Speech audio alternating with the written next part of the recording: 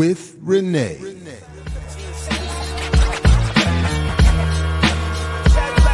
Yo. We wait all week and all day for more Saturdays with Renee.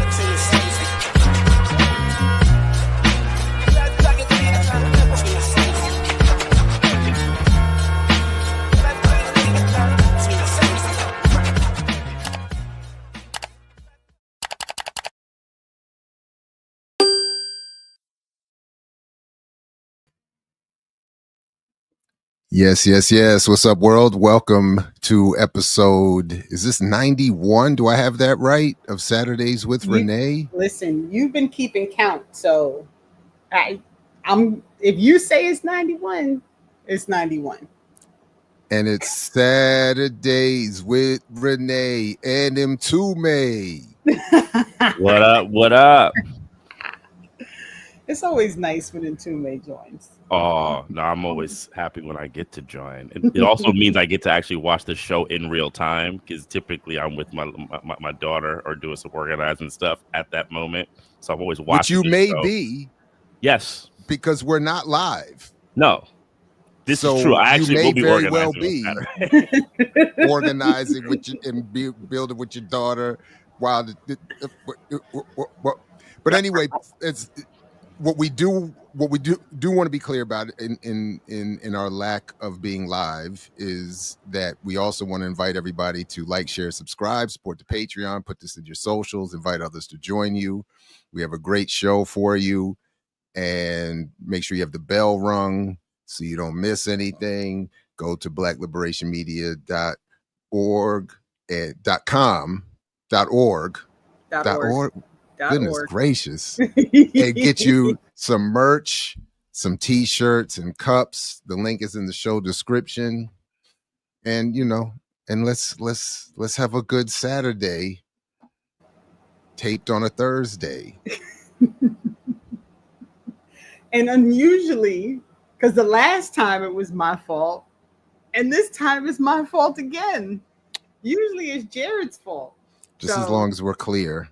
So I don't like to put blame where it shouldn't be. I try to, despite Ear Doctor this morning trying to say that like we don't always take responsibility for stuff. He did back off of it, but I am currently on a football field, which is why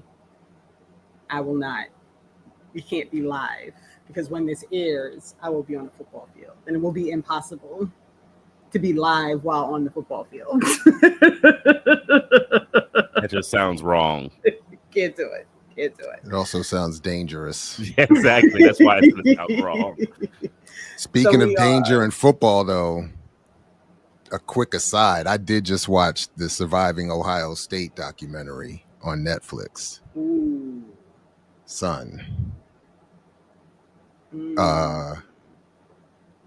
Yeah, I don't even know what to say. I will say I texted him because I continue, for my summer course, we're using Ori's book, and we just did chapter 4, and I'm rereading chapter 4 while watching this documentary. It was almost too much. So I'll leave it at that. For now. But anyway, yeah. It's on the everybody. List. Yeah. We might have to. I don't know. It was a mess. My bad. I didn't even mean to do that. This is just so fresh. I didn't even mean to go. I don't know why I did the sports references dragged me right back over there. It was a mess. Well, I meant to cuss all y'all out because I watched Straw. Because everybody was talking about it.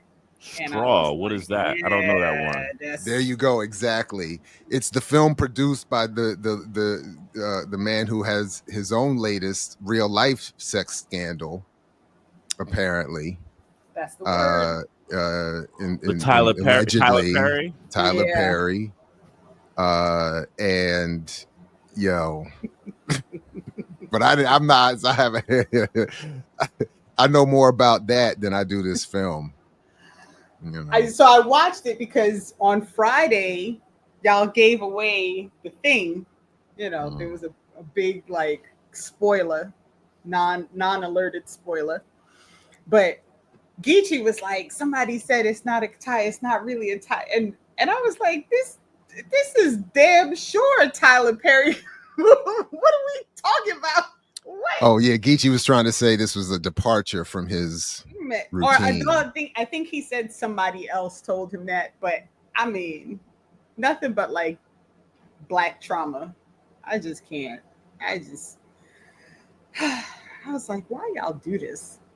I don't understand. Like, can't we just watch the news for trauma? We gotta watch, like, entertainment gotta be trauma too. Like, what? So I don't know if we're ready to segue, but my segue in the moment would be Tyler Perry's films are proof of my argument that technology does not improve social relationships. We got to anything deeper than that. I think my you got a whole exhibit thesis, one. a PhD. I think you had a PhD thesis around that one. I do really think you could do that. I do too, actually.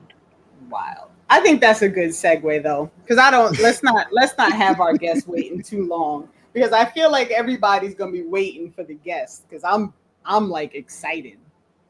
I'm excited for the guests. So all right, so let's welcome, without further ado, as we remind folks again to like, share, subscribe, support the platform, we will welcome Dwayne Monroe to the platform.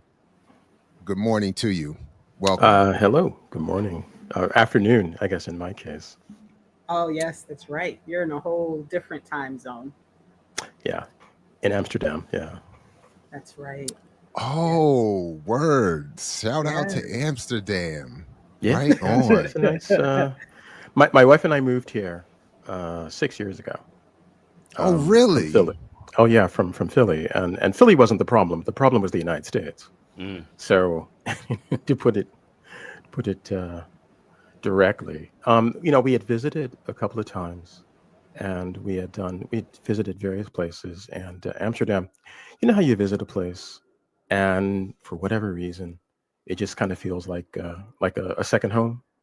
And that's how Amsterdam hit us. I have a friend who went to Tokyo, really cool cat. And he just went to Tokyo. He's from Brooklyn, and he went to Tokyo, and he's like, damn, I didn't expect Tokyo to hit me that way, but it did. And so he moved to Tokyo.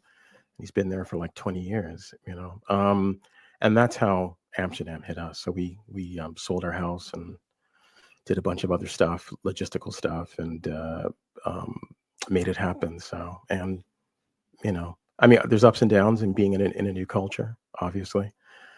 And as Cesare said, Europe has much to answer for. So, this is not Nirvana.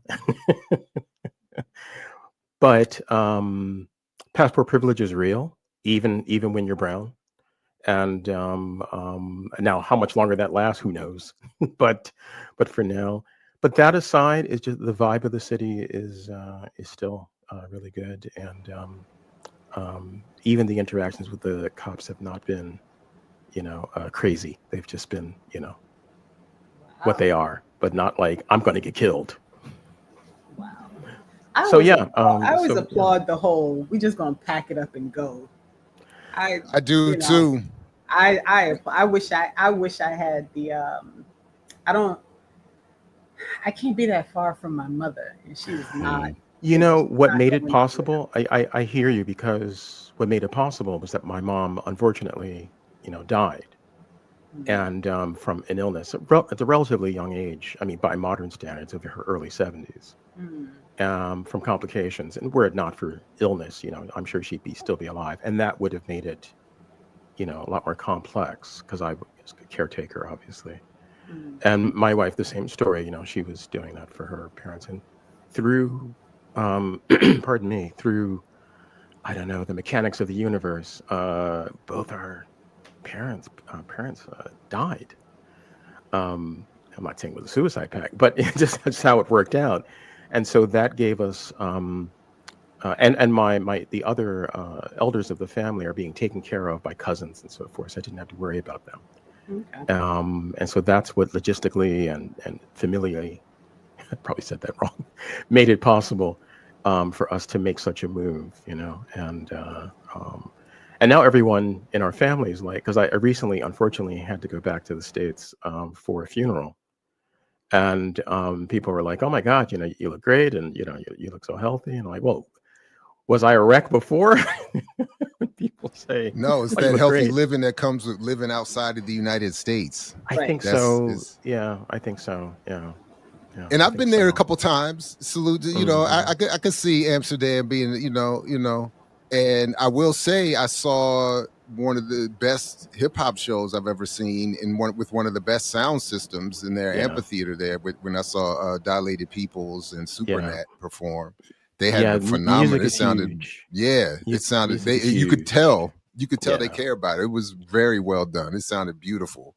My, So yeah, right on. we're children of the '90s in terms of music, and so the Netherlands is it's a good place to be for that, because even like 16-year-olds would be going by and listening to stuff that I was listening to when I was their age. I'm like, oh, Mm. okay. One of my memories in Amsterdam was they had a Prince, I think it was his 50th birthday party Oh at a wow.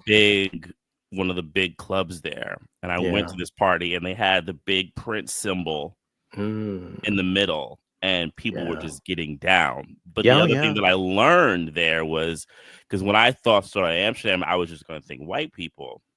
But the Oh amount no. of Curaçaoan and Surinamese folks there. Yes. And I was just like, oh, I mean, then of course, when I just thought about colonialism, I was like, wait. Yeah. When Yeah. people do Of course. slavery, everybody comes. They people show up. Yeah. Exactly. I I'm mean, like, oh, wait a minute, imperialism, the core, yeah. peripheries, like Mtume, use your thinking cap, right?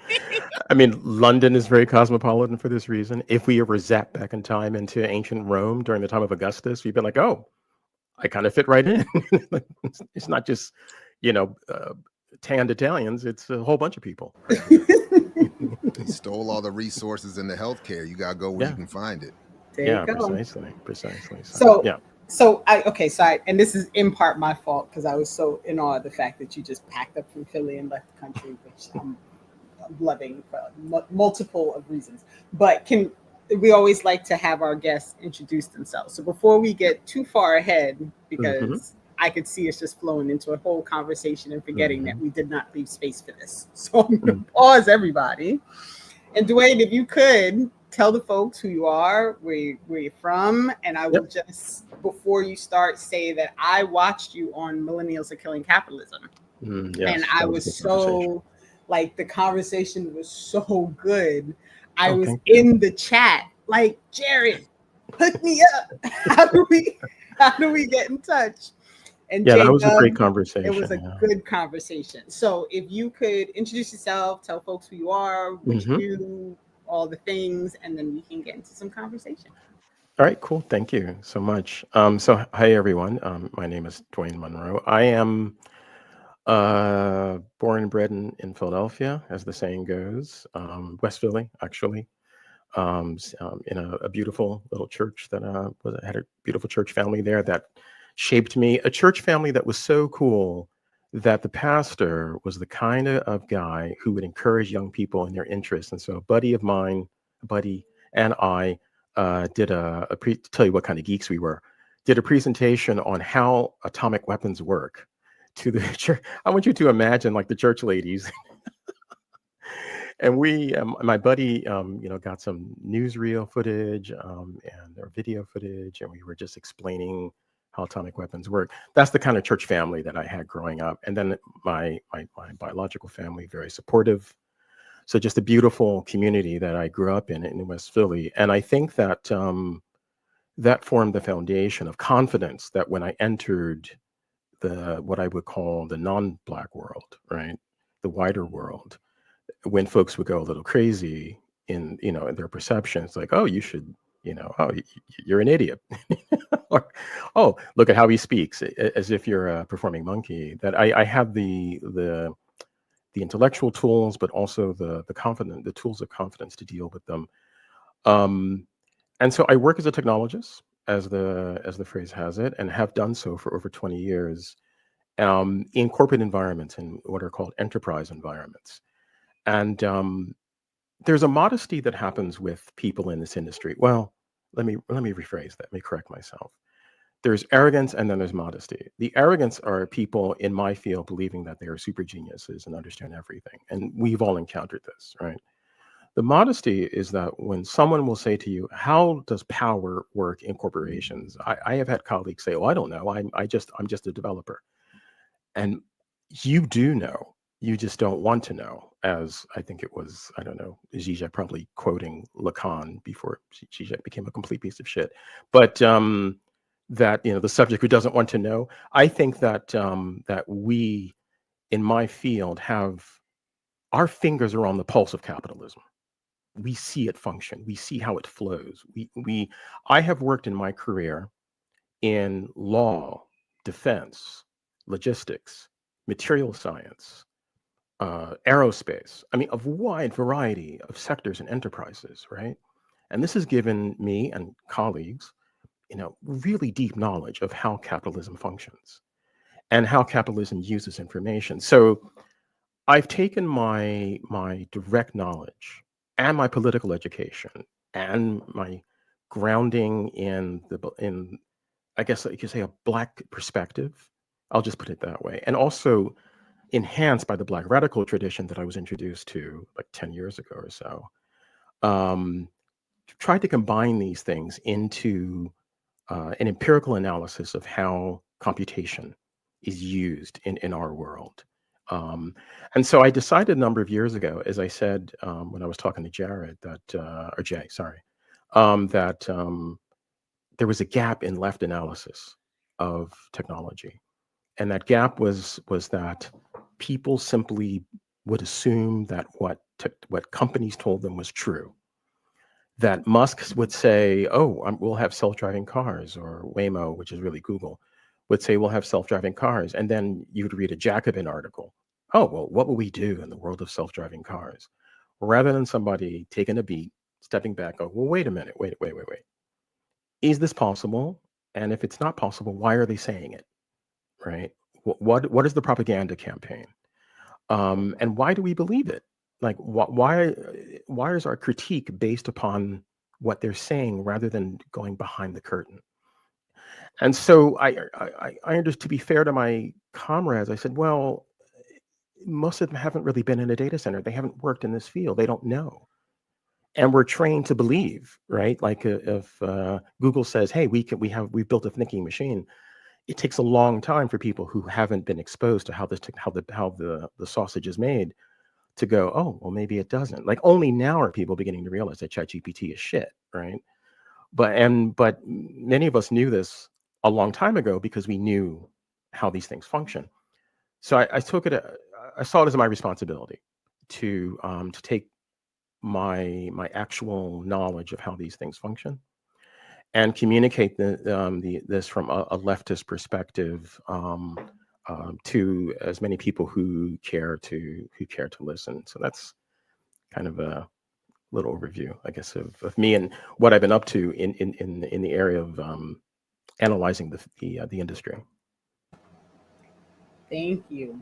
And only because you said it, it wasn't on my list of questions. And because Jared and Mtume always let me jump in, I'm going to ask this real quick because you said that you were introduced to Black radicalism, the tradition, about 10 years ago. Can you just explain that just a little bit? Because I think often when we engage in conversations with people, I think a lot of people sell themselves short when they're unaware of things. And so someone may see you and hear everything that you have to say and think like, "Oh, he just knew." So I am fascinated by this idea that you were introduced to it 10 years ago. And I think for me, it's important for people to recognize like that's what it takes, right? It takes the one thing, the one introduction, Yes. the one conversation, the one book, the one something to get people to understand that there is something that they did not know, and now they have to explore it. So if you could talk about that just a little bit, and I'm sorry to jump in with the random question, but no, that's not random at all. I think it's relevant because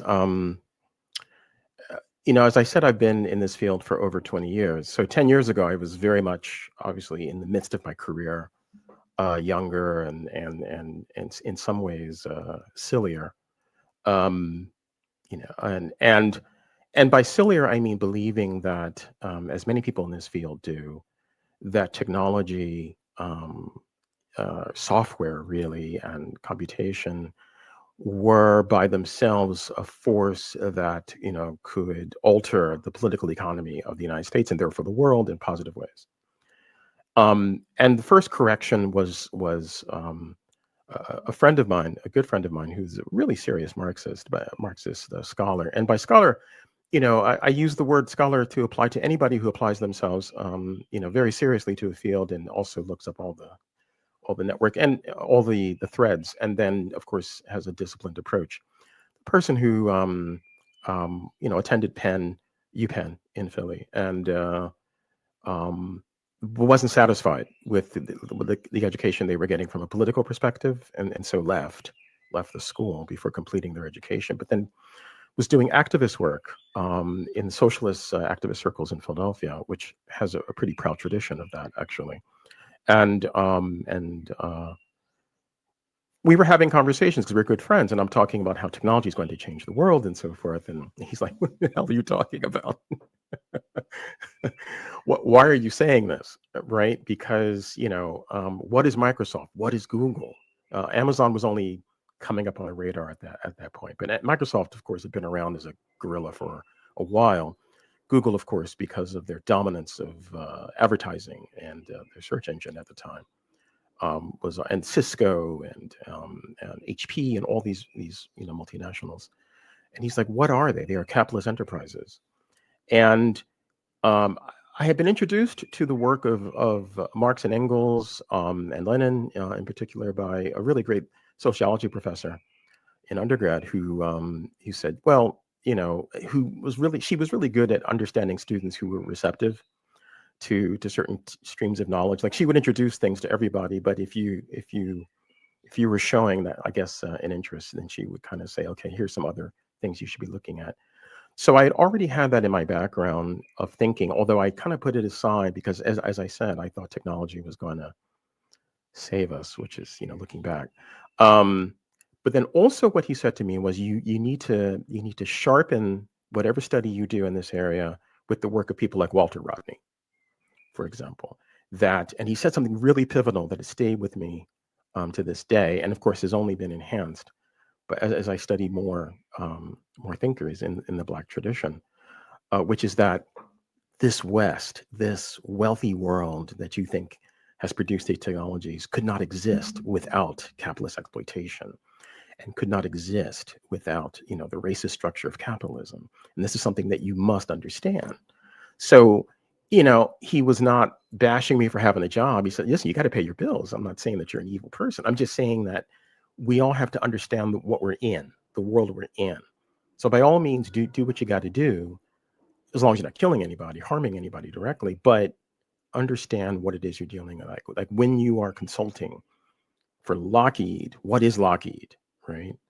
And so forth and so on. And so that got me on the road of seeking out more information and more study. And there used to be a really beautiful socialist bookstore near the University of Pennsylvania. I forget its name because it was a while ago. But there was a fantastic source. I could just go there and have like really cool conversations with people, have a cup of coffee, and just talk about things and just mix it up. And so a good friend of mine, Christopher, actually, is the one I think who I know, rather, who kind of set me on the path to beginning to study that tradition. And then, of course, I was introduced to the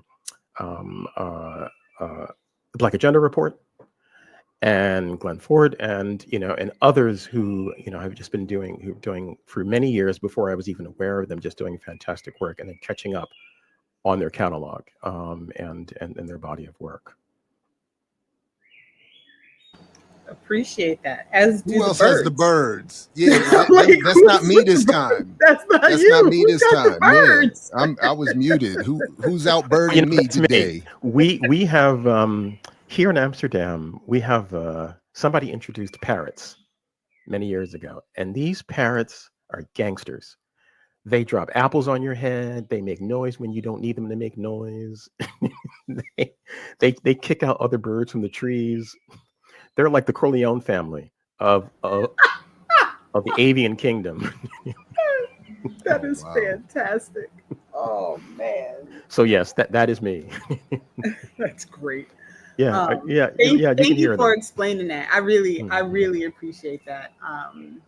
UPenn's an interesting, like just in general, the stealing of bones in comparison to all the things, the history of Philly in general. So I really appreciate that.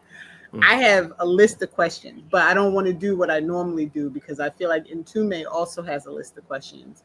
Jared might have a list. It just depends on how much stuff Jared was able to do before before we started today.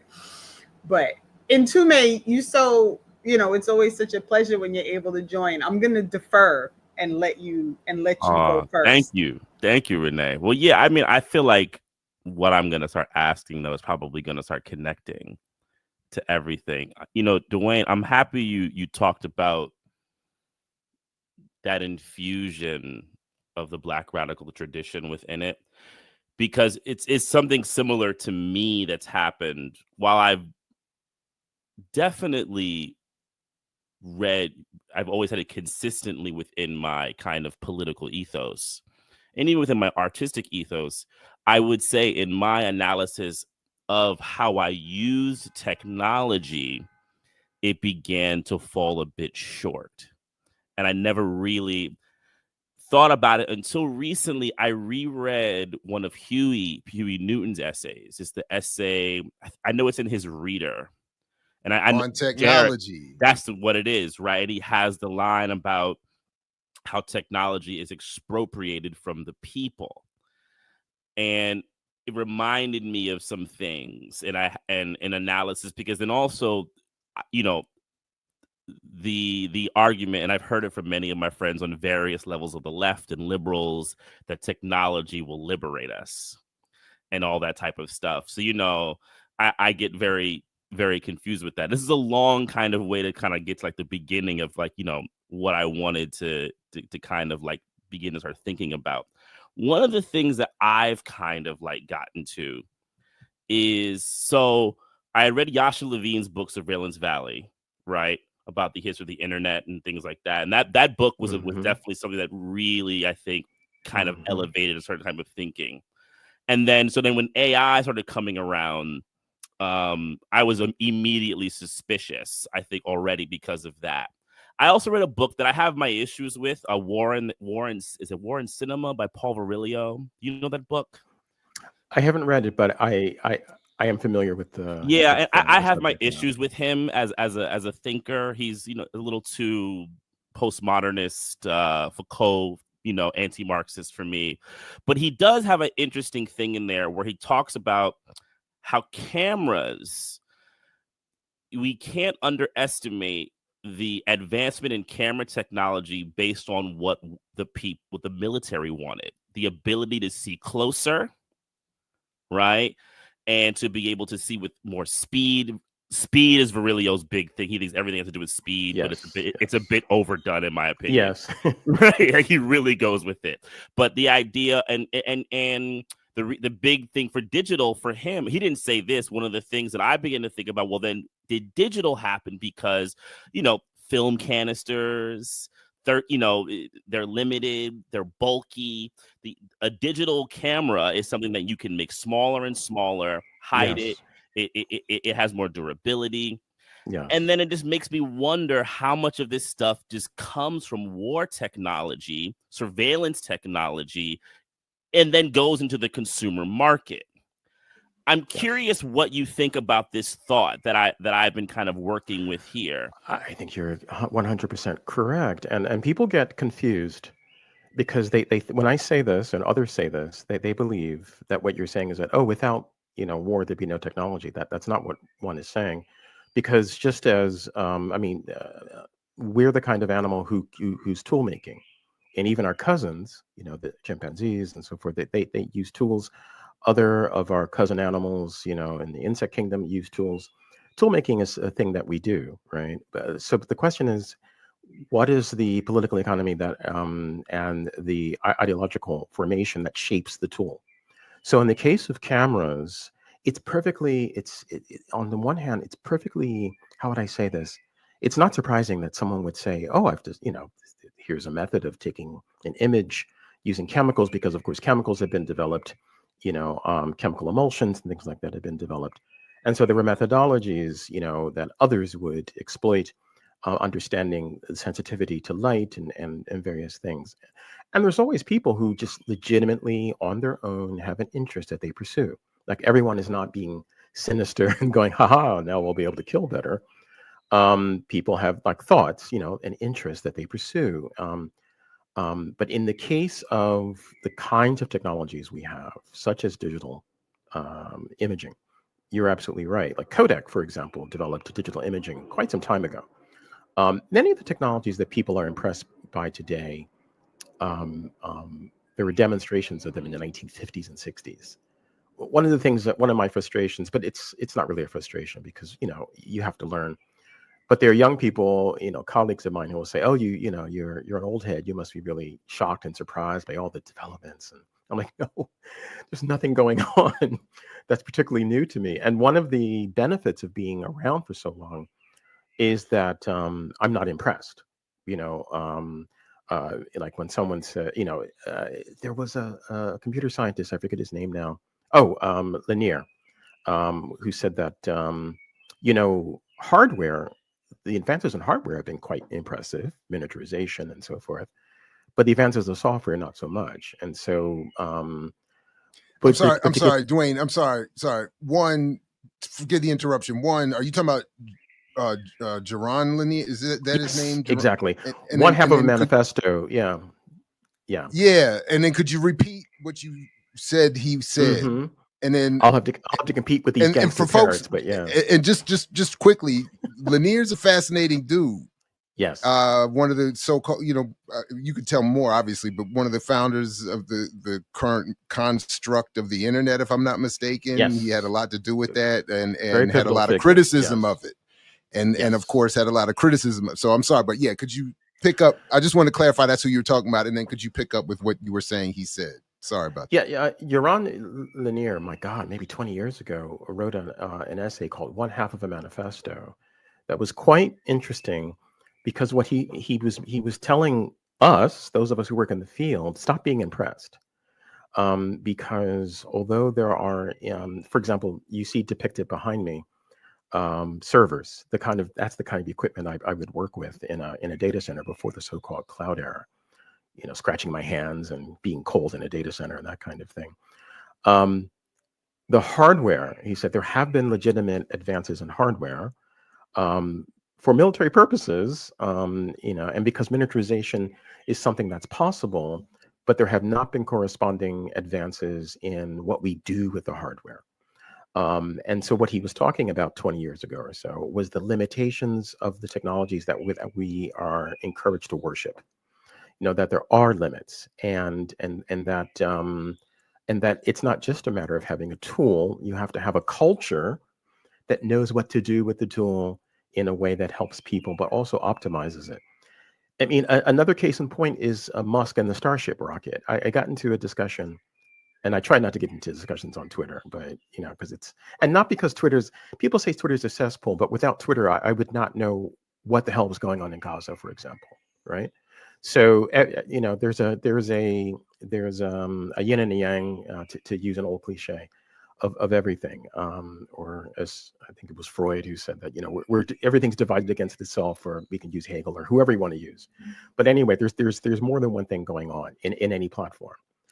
However, Twitter is a cesspool, despite the fact that there are good people doing good things. And a rocket engineer said, well, Musk is doing interesting things with rockets. I said, well, tell me what they are. Because all I know is that the Saturn V, yes, created by a Nazi, but let's just talk about it as a rocket. The Saturn V had no multiple launches and no explosions. Please explain why 60 years later, one company cannot achieve this. And, he's like, oh, they're doing something new. I said, no, the reason is because technology alone is not the thing. You have to have an organizational structure. You have to have a culture. You have to know what you're doing. My wife is a project manager, and there have been many projects that would collapse without her, right? And so Lanier was making something like that point, which was that we should stop being impressed, because what are we doing with this technology? What actually are we accomplishing with it? We're just so busy being saying gee whiz all the time that we're not pausing to go, gee whiz for what?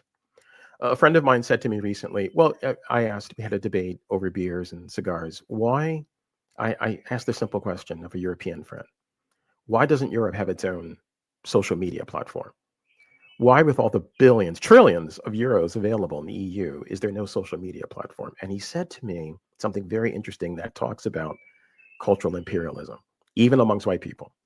He said, well, our developers aren't as good as the developers, pardon me, in Silicon Valley.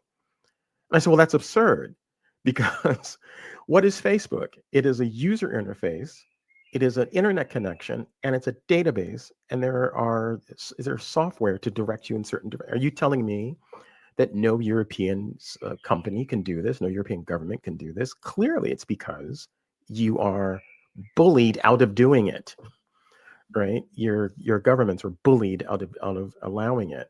So anyway, the main point, and I think I might have lost the thread there, but oh yes, to return to the thread, was that the kinds of technology we have is the result of military imperatives, and military imperatives that serve the interests of capitalism. The Israelis are shocked and dismayed by Iranian missiles and how advanced they are, because they're not only because of racism that prevented them from understanding that Iran could do this, but because being so deeply embedded within the military industrial complex of the United States, it never occurred to them that perhaps you could create a military structure for a nation that was not tied necessarily to a profit incentive, but actually for defense. And so, Israel buys F-16s and F-35s, as does Europe, which helps Lockheed and helps, Northrop Grumman and all these companies, but it's part of a profit feedback loop. Whereas Iran said, we have to survive. And so how do we survive? Well, we have to develop not just rockets, but we need missiles, and not just missiles, but hypersonic missiles. And how do you produce hypersonic missiles? Through science and engineering, right? So that's the difference. And the difference between a technology stack that is created to serve capitalism, and therefore its purposes are optimized for that, and then the militarism of the Western world, which is to protect capitalism, and the military endeavor, the necessary military endeavor of a nation, whatever you think of, the Islamic Republic, defense is necessary, right? And so, as the old saying goes, the old British saying, needs must. And so, we see the result of this, and we see the shock and dismay of people going, how could this be? How could they possibly do this? Well, because this is what humans do, when they need to, and when they have the resources they need to, and they have a scientific and technological capacity to do so. But I guess my main point, just to make sure people aren't confused, is that shapes the way the technology is deployed. I was looking at it for a different reason, but it just seemed appropriate. Oh, internet is doing it to him again. Oh boy. Poor Jared's been on it's been a bad stretch for Jared. Of the internet. For the internet. Yeah. That I'm sure. He doesn't know he's frozen yet. So Yeah. He'll see it in a second. Yeah. Yeah, we just got fiber after a long time. So Yeah. it's been better, because the internet was not good. I can imagine. What a weird! It's such a odd. Oh man, did I just freeze again? You sure? You did freeze. You did freeze. And you're still frozen now again. You can't share, Jared. Whenever he tries to share. This is what happens. Never mind. That kills the bandwidth. I can't. Yeah. Well, I can throw something in real quick. Yeah, go ahead. You know, I thought about we just finished with Millennials Are Killing Capitalism with the study group reading a Samir Amin's Accumulation on a World Scale. I just got my copy. Yeah. And at the very end, not to spoil for you if you haven't read it yet, at the very end, he has a kind of like, a conclusion that's, I think, a little dated, like maybe 4 or 5 years after the book was finished. And something he says in it, because he doesn't talk about socialism in the book very much. It's really his analysis of peripheral capitalism and extraction of the periphery to the core, right? But what he says at the end is, what people underestimate about socialism is that it actually would be more innovative. And he uses the reasons I think in a much shorter way of what you just said, because it's about thinking about how could you expand technology to actually really uplift humanity, right? And do things for humanity, while capitalism has a particular way that it uses technology, which we have seen. I was with a friend of mine the other day, and we were just complaining about the transit system here in New York. And the thing that we came to was that this is no longer innovative. We are now in a backwards technological system because they can't figure it out. And let me give you an example, like a living example of what you're referring to. So what we are sold as being AI, as I described to millennials, is statistical analysis empowered by racking thousands, tens of thousands of servers and hiring very clever mathematicians and software developers. Now, in the past, when I was a kid, there were multiple research programs, some of which happened at UPenn's and some which happened in Philly at Temple University as well. Carnegie Mellon, various places.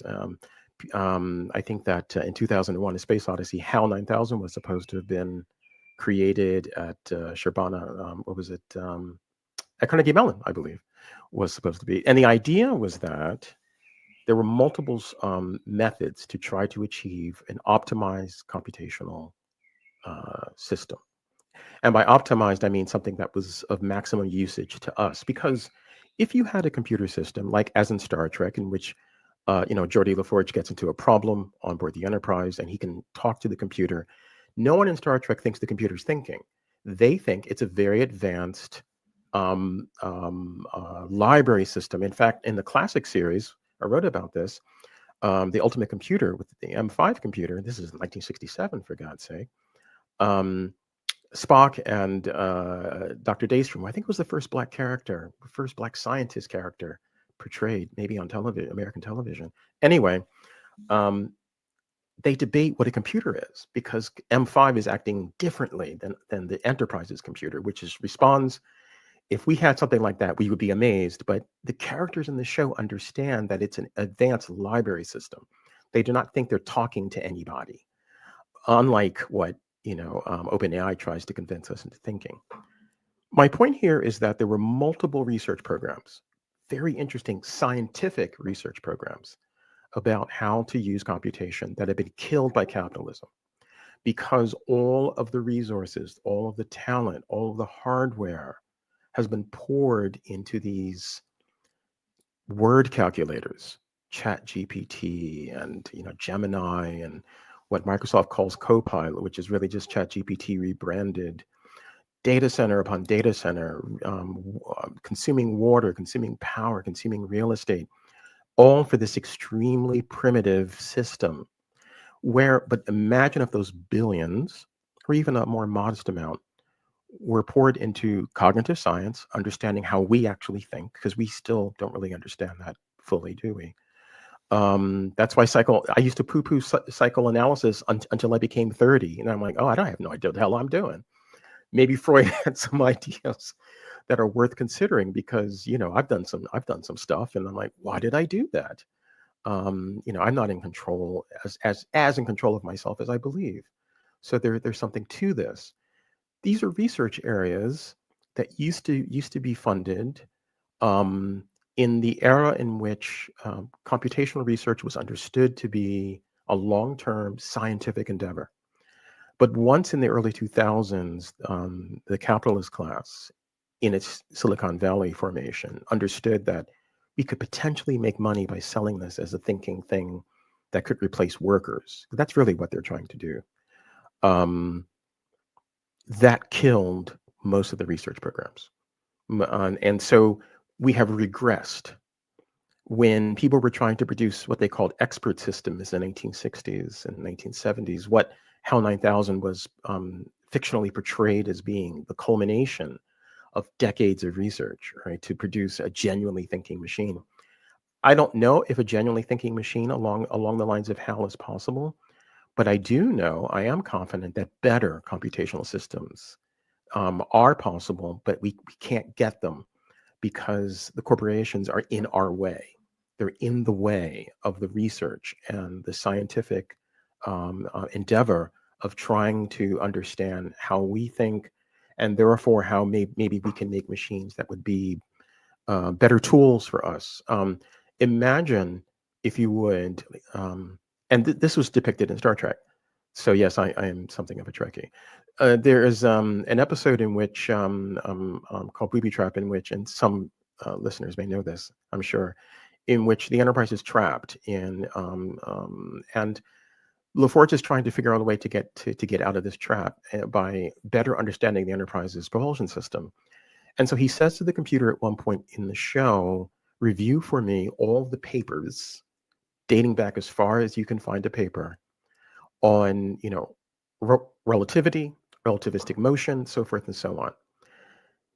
If we had something like that opened up all the research papers in various areas, science and literature and the humanities, it would be very powerful and a very powerful tool for humanity. But we can't get that because Microsoft and its co-conspirators are in the way. So yeah, that to your point, and to me, that's exactly the what's holding us back, and we are in fact regressing because of this. So can I just say, this is very, very like on the side, that you are dangerous, Dwayne, because I'm like listening to you talk and you are saying the most dangerous things, but your voice is like a lull. So it's like, like, thank goodness that you're working for good and not evil, because we'd be all jacked up because it's like, I'm a friend of mine, voice is getting me. A friend of mine used to compare me to Marilyn Munster, and what she meant was that, but you know how the Munsters, they're all by our standards weird looking, but Marilyn's will be the normal one, but she's, but maybe she's not so normal, and everybody thinks, oh. Let me tell you like a little story about that. So when I joined Twitter years ago, I was posting about technology matters, of course. And I did some videos or whatever, and there was no political content at that time in my presentations. And so a group of there was like a Black technologist group or something, and they immediately added me to their list. Like, oh, this brother's like, he's all right. He's talking about the right stuff. And the moment I started talking about politics, I was kicked out of that group. They're like, oh no. Oh no, we can't do that. You just have to keep talking about your career and how to do better with your career, and just talk about that stuff. Don't talk about this politics stuff, man. And yeah, I think one of the people who moderated the group did reach out to me, and was like, well, do you have to talk about that stuff? I'm like, well, yeah, unfortunately, well, not unfortunately, yes, I do. I mean, I've lived. I'm 60 now, and I feel a very heavy responsibility, to share what I know, and to be a mentor, and there's just too much information that is just not being shared. And as I said, the left is doing, well, the left, what left? Leftists are doing such a poor job typically, and to be fair, as I said, not because. Although I have met some people who, even after I whiteboard for them what's actually going on, they still return to their fantasies. Like, oh no, the robot revolution is coming. Like, all right, whatever.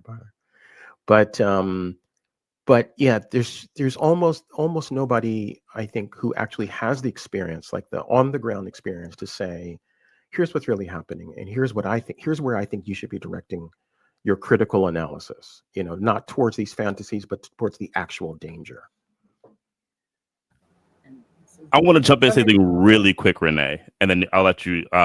It's funny. An ex of mine, she is a computer scientist. It's what she does, and she used to make fun of me watching anime and saying, these things, that you watch, they're just so ridiculous. It's nothing like that. She works in, roboticists and all that type of stuff. And then one day I had like a real conversation with her. I was like, why do you make fun of me? Like, and tell me in a real way. And she said to me, she says, part of the problem, and this is kind of what you said, is that they're training the masses to misunderstand what technology is and what it can actually do and how we should think about it. And that was her frustration. And that's always stuck with me. That's always stayed with me. Yes. Yeah. That's a really good way of putting it, that she put it, because if you depicted, the real, it may not be as immediately visually exciting. And listen, there's nothing wrong with the fantasy, nothing wrong with that. But I think one of the problems that we face is that science fiction has a lot to answer for, and American science fiction in particular, because it has indeed been used as a propaganda tool. Why do people keep excusing many failures? Many failures. Just a list, a string of failures. It's because they want to believe that, yes, we will get these robots who will help us. Yes, we will live on Mars. We will do all these things. We have been trained to think that these things are possible. And some of them may indeed be possible. I have no idea. But they're impossible now. That is for certain. And I would say something else, which I've said to other people, which is that if it is possible to build a base on Mars that humans could live in, this society does not have the ability to do that. It doesn't have the discipline. It doesn't have the long-term vision. And as long as the profit motive remains king and queen, it cannot be done, because you would have to have a serious civilization, the kind of civilization we don't have, to accomplish some of the things that people think are possible. People think that a ketamine addict is going to usher in the future, right? And no, he's not. If you can't get a rocket off the ground into orbit in 2025, something that people could do in 1955, no, you're not ready. I'm sorry. So then the question is the belief. Why the belief? Why? And I watch this on Twitter, fascinated. Why do people respond to failure with faith? And I think it's, as I say, I think it's because we've been trained from infancy, to whatever age we are, to believe that technology can do anything, techno-optimism, certain technical developments are inevitable, techno-determinism, and that the United States in particular is capable of anything, so American exceptionalism. And you wrap all these things together, and what you get are people who will see it. They will see the rocket tumble from the sky. And they will see this even as another company, ULA, launches rockets successfully all the time. So there's another thing that we have to, it's beyond the scope of this conversation and beyond the scope of my knowledge, but psychologically, psychoanalytically, it's like, okay, why are you worshiping people who can do nothing when, say, the Jet Propulsion Laboratory actually lands a robot on Mars? You worship a guy who can't pull his pants up, but the engineers and scientists who actually put a robot on Mars, you spit on. There's something really deep going on there, something super deep going on, in which actual success is criticized and failure is celebrated as progress. I would say to you that I think the United States is in such tremendous trouble because even in 1950, one of my hobbies is watching old atomic test films, and you see the confidence and the technical competence, for evil, mind you, but technical competence on display, right? And that nation is not this nation, not the nation that we're dealing with right now. Like you said it, like Mtume just. There's just so much I can say, and I don't want to hog, so I'm gonna be quiet. I know we're gonna have to figure this out because I Yeah. feel like I have every time you say something, I have other questions, but I want to Yeah, make sure that's that I fine. don't miss the things that were on my list. Mhm. And this is something that this is in fact part of the reason that I was so like I have to be able to have this conversation is while you were on millennials, you all were having a conversation about this deep misunderstanding of what like AI actually is, right? And what technology actually does.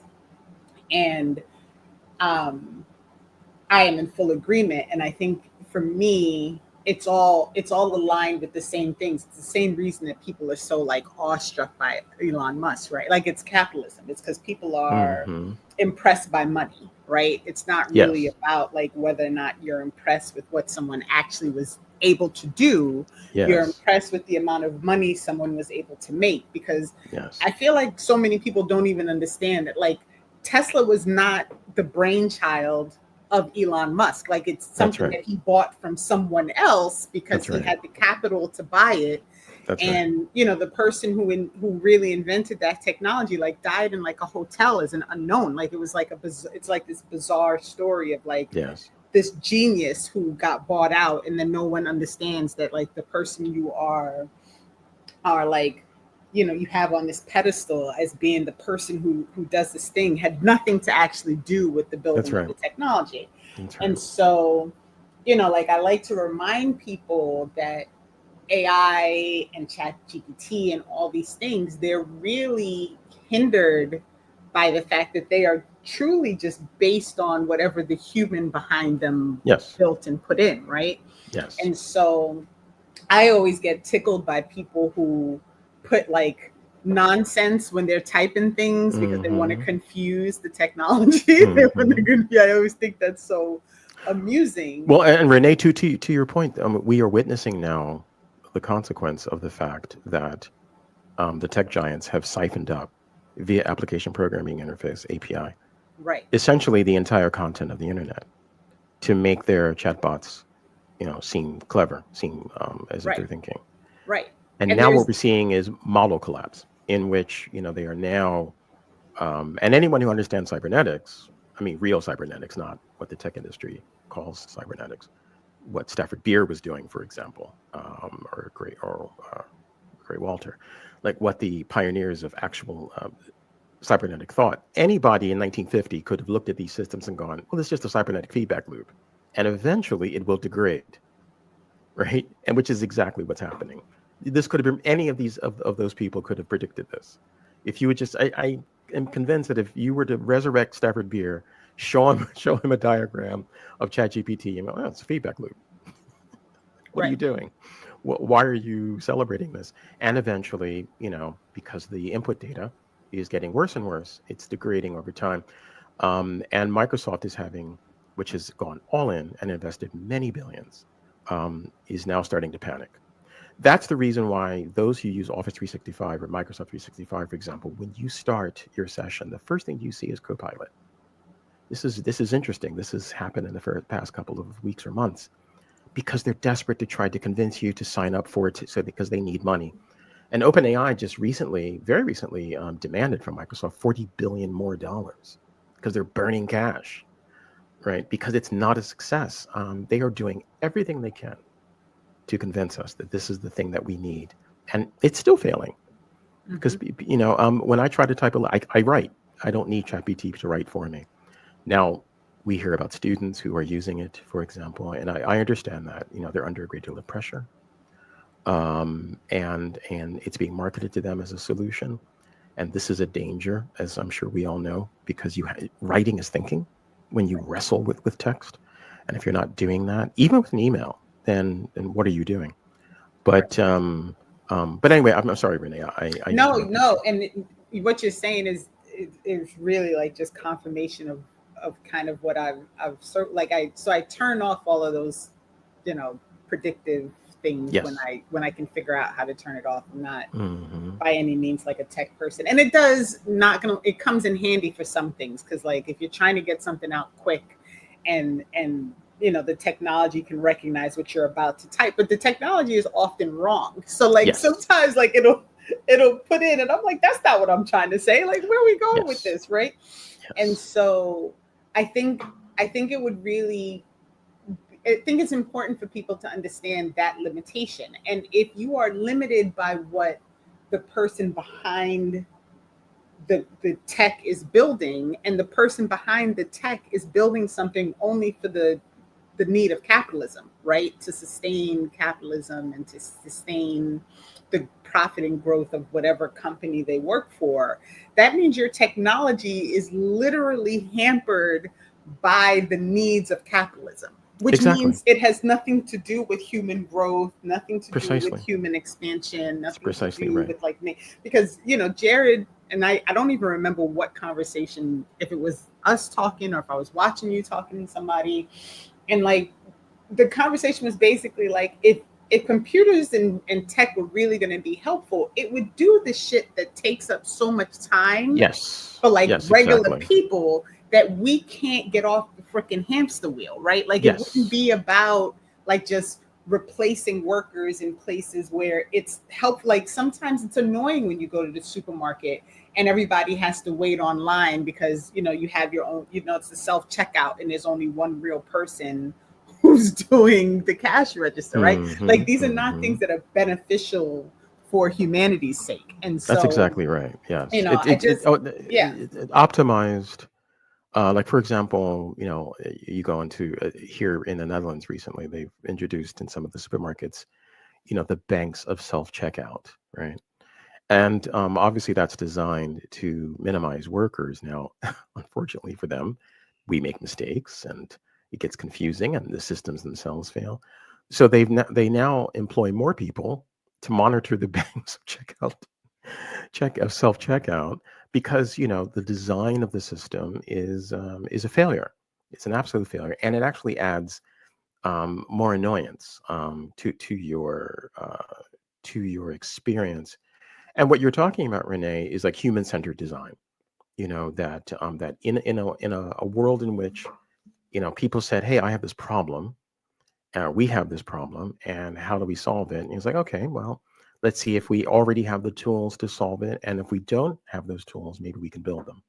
Maybe we do the research to build them. Like that would be a human-centered society, right? Whether it was socialist or whatever political formation, but a human-centered society is one in which it would be understood that science, the purpose of science, and then what someone once called science's handmaiden technology, which is probably an insult, is the purpose of these things should be to, to help people get things done that they need done. Like I wouldn't be against multiple types of toothpaste if the other toothpaste was an advancement in tooth health over the previous version of toothpaste. Not, hey, you know what? It's the same thing, but we just have 30,000 different versions of it. But maybe one of them helps you, maybe they don't. And that's the world we're in because, of course, the companies are constantly jockeying to try to find a way to achieve growth. And that's one thing when it comes to, say, making cereal. Kellogg says, well, we'll put sugar in this one, we'll make this one blue, this one tastes like strawberries, whatever, we'll do this. But it's another thing when it comes to computation, because what it means is that the companies insert themselves into your workflow. They put themselves in the way in order to better ensure, they hope, their growth, their profit, program, the profit incentive. And that's why we're seeing this so-called AI push, is because the companies are making a lot of money. Microsoft is like, what's worth, what is it? Market cap is like $1 trillion approximately, and it fluctuates, but let's just say $1 trillion. They don't need more money, but what they need is growth, and what's inhibiting their growth is their monopoly. I mean, Lenin talked about this, right? So so what they're doing is they're trying to colonize us in a way that they have not achieved previously by selling AI, and therefore colonizing all work forms, all workspaces, by forcing us, they hope, to use these systems that get between us and educational programs and work programs and, working where everything, it's a very ambitious program. The self-driving is a failure. There's, they can't produce a truck that can drive, do what a trucker does. They know that. That's why they've fallen back on chatbots, because that's the area in which they can colonize successfully. Waymo had someone will say, "Oh my God, Waymo has these cars in San Francisco." Yeah, I don't care, because the cars operate within a very bounded space, and computers are great at operating in bounded spaces. That's why chess and Go, were successful programs. But Go has been, the Go champion returned to a person because people were able to outthink it doesn't think at all. So people were able to outplay, I should say, the software. AlphaGo. Chess, of course, remains something that people love to do, despite the fact that chess software is, is great because chess is a bounded space. Wait a minute, I'm behind. You're saying somebody beat AlphaGo? Yes, there was I believe it was a Korean gentleman who defeated AlphaGo. I'm sure someone will correct me if I'm wrong, but I do believe that did in fact happen a couple of years ago. Yeah. Oh, right on. Yeah. And Kasparov lost to Deep Blue, but since then, other chess masters have been able to either hang tough or defeat software. So I think my point here is that computers are great and software is great in bounded spaces, very, very bounded spaces. But outside of those bounded spaces, things fall apart. And it's what in the industry is known as edge cases. How many edge cases are there, right? Well, in reality, there are innumerable edge cases. Reality extends forever. And that's why, computers for flying planes is great when the plane is just cruising. But when it comes time to land, then you really need people on the stick, because things change and computers can't keep up. Software cannot keep up. Can I just update? I just looked it up. Lee Sedol. Yes. Is the name, and it says here in 2016 in a 5-match series, AlphaGo won 4 and Lee Sedol won the 4th game, which marked a significant achievement. Yes. So yes. And I remember him talking about how he won. And as I recall, it's been a while since I read this, but he said that he just played, how would I put this, erratically, on purpose. And he's man, like, Go is a hell of a game. That's impressive. Yeah, it's a brilliant program. And I'm not anti the use of these technology. Well, I am anti the use of large language models because they serve no purpose. But I'm not against the use of. They could serve a purpose. To be fair, they could be repurposed to human need, but they're not. So as long as that's the case, fuck them. But the way that players have been able to defeat software is by basically doing their own version of the madman theory as they play, and then the software's like, what?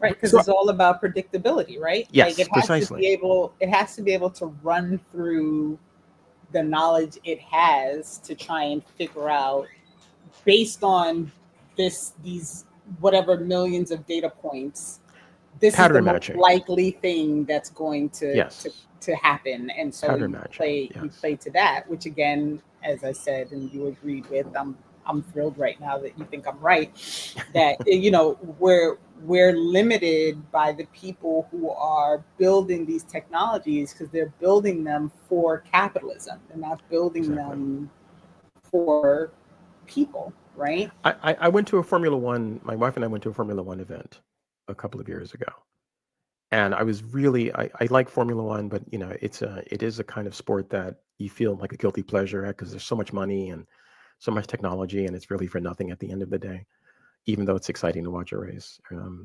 And we went to a race, and I got to see the pit crews working. I got to see the cars and hear the cars, which is, hearing them in person is something else.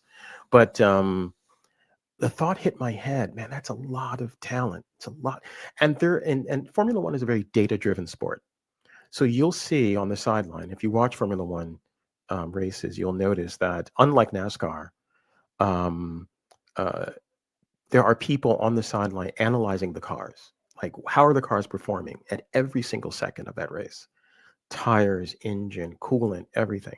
And it occurred to me, man, that is a lot of like incredibly intricate technology. What could we do with that? What other purposes could we put that to? Right? Like emergency response, for example.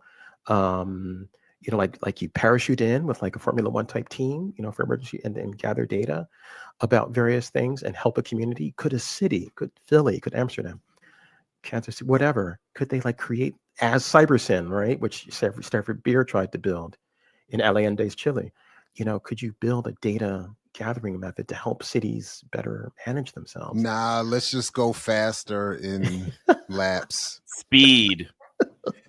I don't watch Formula One, but I do watch the Netflix series about them where they cover the seasons. It's kind of, I do find it interesting, and some of the stories and some of the to your point about the technology. And it is true. You see each crew has, teams of people sitting in front of screons watching every single thing. And telling the driver in real exactly time, hey, your left tire is getting a little punchy.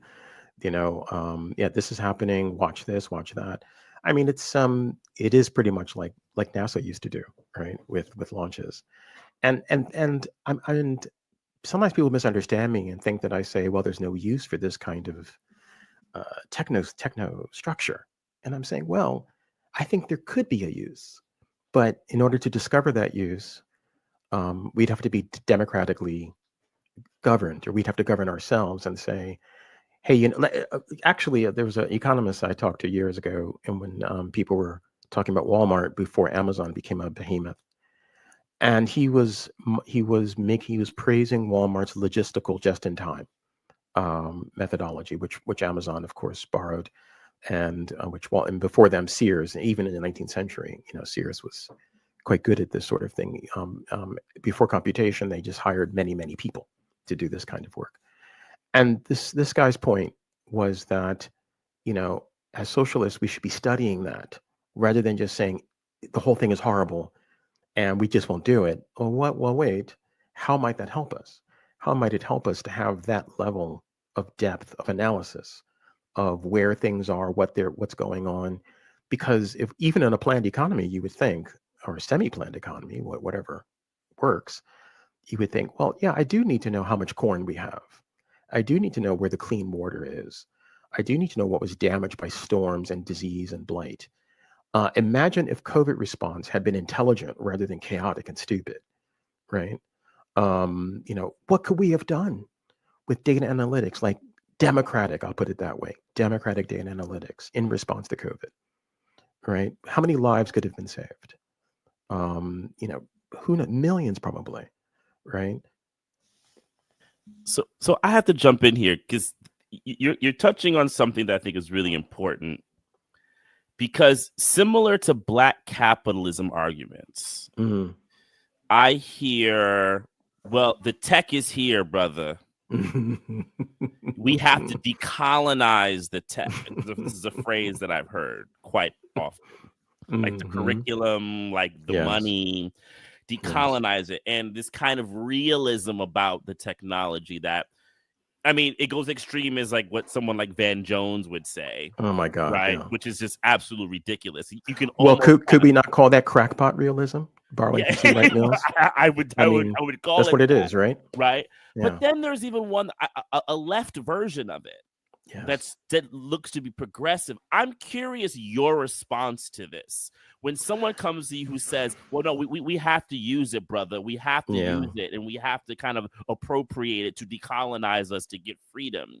Because I'm not a technologist, so I'm coming to you so I can take this argument, clip it, and throw it at these people. I hear this all the time, and my response to this is always a question of power.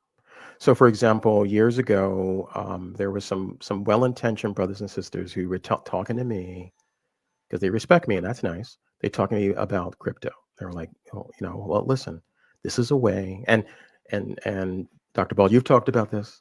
And they were coming to me and saying, well, as a technologist, can't you see the value of the blockchain? I said, my God, it's a database. What are you talking about? But the other thing, like, it's a database methodology, and not a particularly robust one. So I wouldn't trust that, but I could see some potential uses for it. But anyway, power. And so they said, but yeah, but now we'll own it. I said, well, what are we owning? Because at the foundation of this, from my perspective as a technologist, are servers running code, right? Now, who owns the servers? And then when Goldman Sachs came into this, I said, well, isn't that telling you something? Because you and I and we get all the black folks in America together and get one server room, I don't know, or maybe a couple, who knows? Let's be fair. Maybe we would get like a data center, and we'll call it the I don't know, the Kwanzaa, I don't know, whatever you want to call the data center. Not the Kwanzaa. No, not the Kwanzaa. I'm sorry. I apologize. The Fuji Chagalia data center. Umoja. Emoji. The emoji. Oh, yeah, it's right. Data center, right.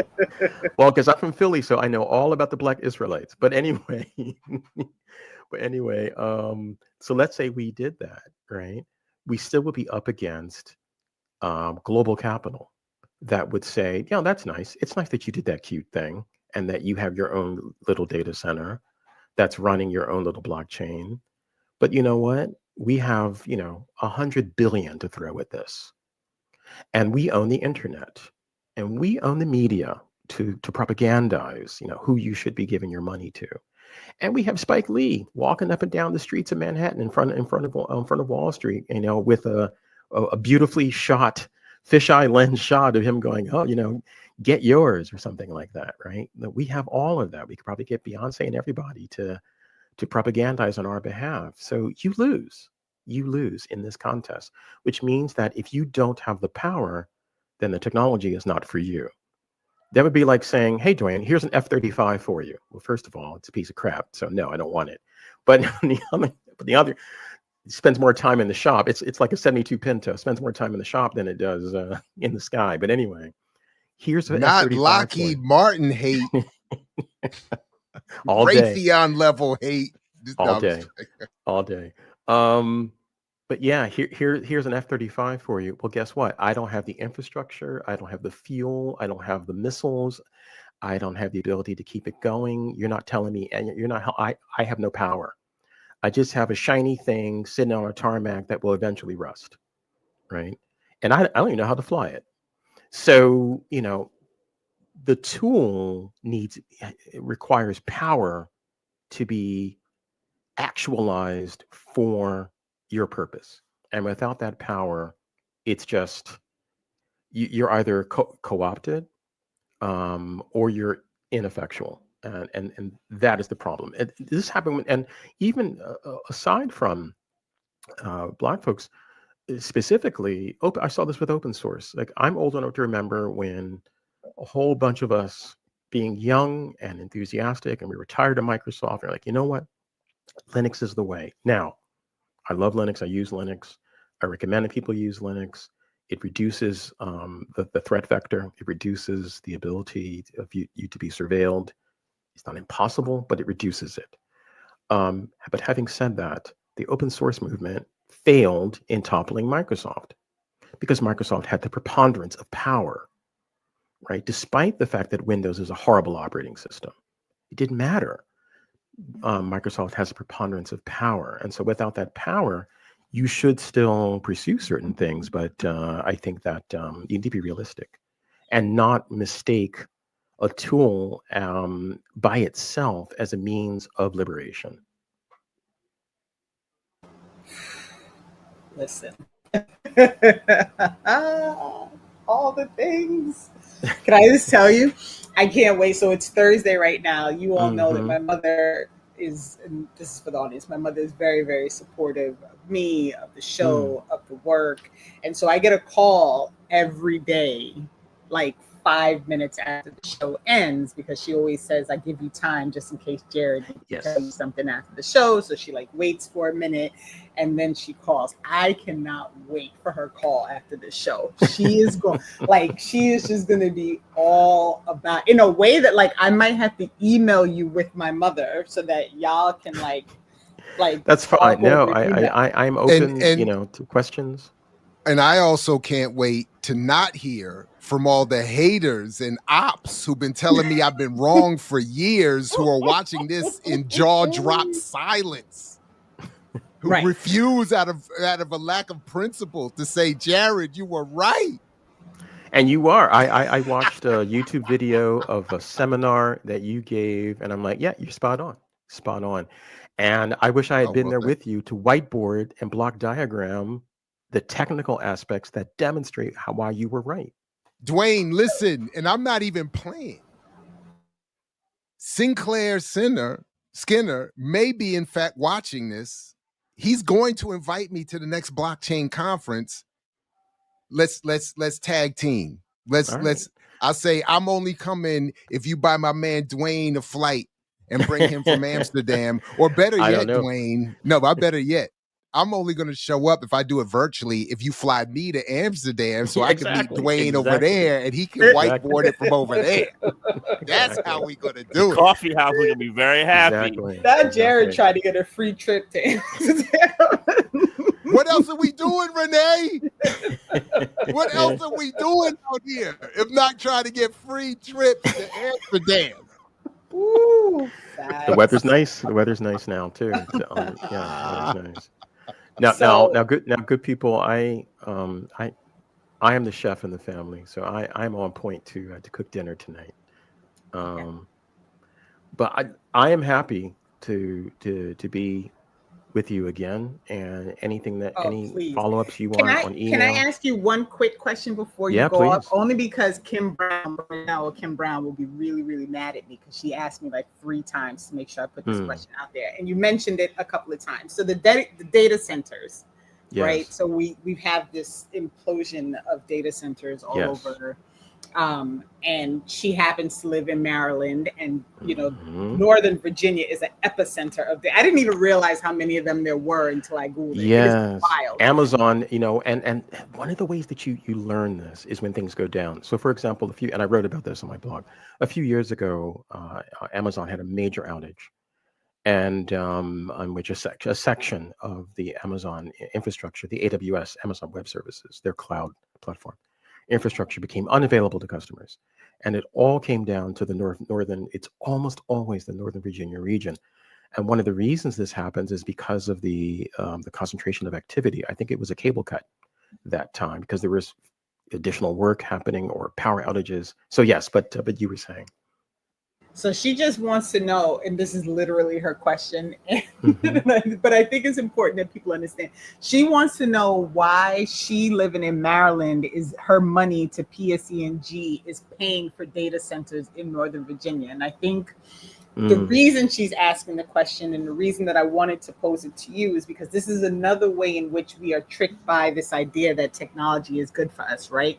So the data centers are quote unquote needed because we have to have the servers up, we have to have the cloud-based services, and people don't understand that we're paying for that with our bills, with our money, with our water, with our air. Like we're all suffering at the hands of paying for these humongous centers. So if you just a few minutes, and I'm sorry to hold you, please apologize to your wife. I know you got to get dinner. It's fine. But if you could take a few moments to just explain to people how the physical existence of these data centers are just a continuation of the capitalist structure that is the tech, is the AI and the technology that people are trying to convince you need.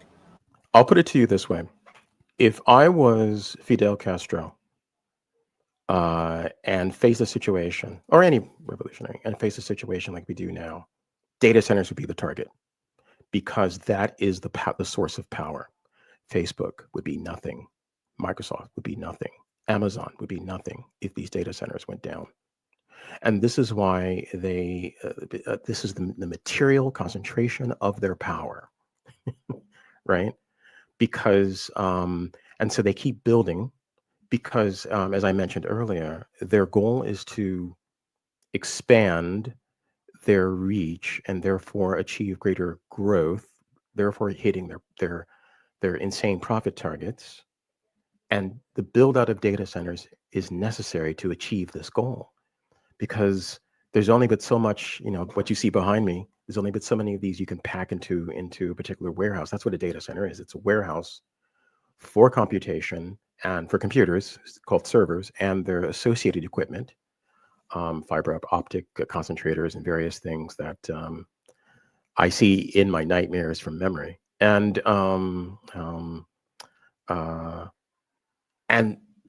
they're brought together to form platforms, and the platforms are the basis of the power, the socio-technical political power.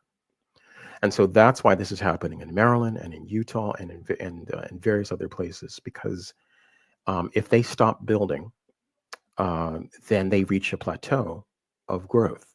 And without that growth, as we've said, they can't reach their profit targets. And that's the tie-in between the capitalist imperative and the material result of the data center. And it's an insane build out. I mean, I wrote about Microsoft's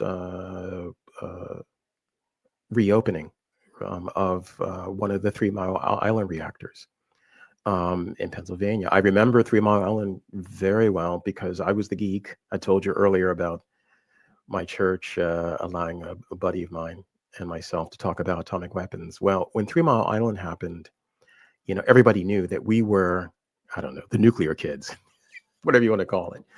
And so people were like, elders were turning to us and going, what's going on? Because, as it happened, we did understand as best as an amateur could how reactors function.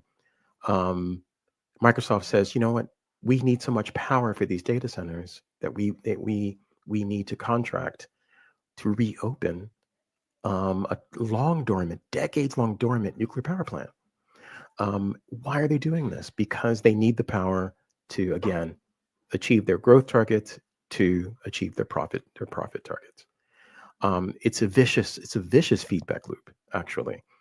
And in a rational society, you would say, well, first of all, it's for nothing, just for a chatbot. What are you talking about?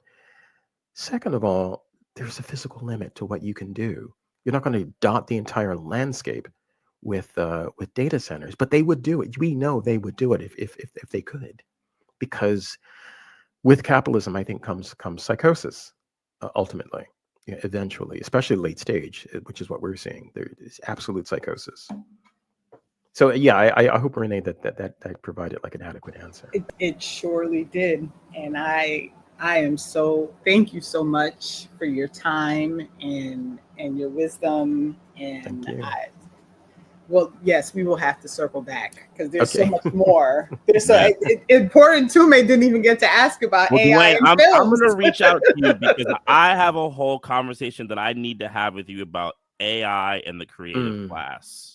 Oh yes. Well, and I guess you read the piece that I did forward. Fordism piece, yes, and it's a great piece, and I want to have a longer conversation with you about that. There's a lot of extensions and questions and provocations that I need to throw your way, because these are conversations that I'm constantly having with people. Yeah, and I'm I think happy. Your analysis really gets to the root in ways that I haven't seen other people do it, so it's great. Oh, cool. Thank you so much. And I'll see you in Amsterdam for Black Blockchain Summit 2025. Looking forward to it. I hope so. Thank you very much. All right, everybody. Thank you. Peace. Oh man. Listen. You know I'm clipping the part where he said I was right? Well, you have to. Oh, I'm running all of that. I'm running with all of that. You need to email it's going to be overdone. In Mtume, it's about to be overdone. People about to be mad at me. I mean, listen. I feel like these are the things that you have to add into your into your basket, so that when you're talking about things, right, you can just clip the expert saying, Jared, you were right, and then you just You just played. I'm gonna hire an editor to make me a mega clip. But but the other thing that I think is funny is that I think he included, you all think that I'm playing. Sinclair is literally going to get a text from me saying, my man, if you want me at the next Black Blockchain Summit, I'm gonna have to be live from Amsterdam with my main man Dwayne on the whiteboard. Watch. I mean, I didn't think you were kidding, because okay. you are. Thank you. You are. You are that. You are Captain Petty, and so like I don't know. See you in Amsterdam. But I'm a little mad because I feel like, I'm the person who initiated trying to get him here by being in the Millennials chat. Shout out to J-Dub for always having, great guests. Like, I tell him all the time, like, I'm trying to be like you, and then he like laughs at me because he thinks I'm joking. He doesn't understand that I'm not joking. And so now you're gonna get to go to Amsterdam because I sent a chat on Millennials. I feel like I should have more benefit from this. No, we all gonna go. We're gonna do it. We're gonna do it. This is a group trip. It's a Saturdays with Renee review crew. Yeah, we do thing review that's gonna crew in happen. Amsterdam. I got friends out there. I haven't been there I haven't been there in over a decade. It's been a while since I've been there, but I've never been. Great. I do. Oh, it is. It's a good time. It's a good time. And when I say that, the black folk out there, they party and have a great time. Real beautiful culture out there. Yeah, exactly. It is. That's yeah. Yeah. And yeah. We should Sinclair, he might be watching, bro. My man. We got a whole presentation for you. A whole Saturday's presentation. No, that was dope. And I'm all for all jokes aside, I've said to Jared Ware and I've shared with others on our platform here that I've always thought part of the goal should be some form of recycling guests and conversation. Yep. And commenting and clipping and all of that, because I think part of what we do have to do is create an echo chamber and a separate public sphere where these ideas are not just shared in one-off. As great as that conversation was on Millennials, it shouldn't be a one-off in these spaces, Agreed. So he should end up on Mtume's platform, and then we should be reviewing clips of that and talking, and it should just keep on going. I think that has to happen. Because I mean, a lot of people are going to be watching this and feeling a version of what we three are feeling, which is that was dope. More of that needs to be heard. We all know at least 10 people who are operating on a completely backward understanding of all of this, and and are suffering some level for it. Like we so yeah. Salute to all of that. So we do have to figure that part out. And I, again, want to give myself credit because we're going to do our dual show again. Right? We're bringing back the back-to-back Millennials and Saturdays, so we can talk about how to read Donald Duck. Oh man. And Mtume's doing your class on Patreon. Yeah. Right. Yeah, right. which is gonna be good. I'm just gonna get people to have some good stuff, and because it'll be a reread for me, so it'll be good to engage, and I can throw some things out, and just also want people to be reading the text. So it'll be good, and I'll shoot them over here to come watch it, so that we'll have a lot of informed people who've been reading the book, viewing on those days, and that's gonna be really good. So folks, if you have not gotten the book. Right. So you have now 3 weeks? We got about 3 weeks from today. We'll be rolling back. Todd's going to come. So we'll see which hat Todd's wearing when he shows up. I'm almost done. As I say, Todd, like I'm almost done with season 2 of Andor, FYI. But, this whole idea of like the reading. And I think every time I talk to Mtume, I always feel bad. I don't feel as bad when Jared talks about reading books, because I know that Jared has a way of like reading the first chapter and the last chapter and then like looking for his name in between. And so he's not always. And get the order right. I look for my name first. Then I read the intro and the epilogue. But like when Mtume says he read a book, like he means he actually sat down and read the book.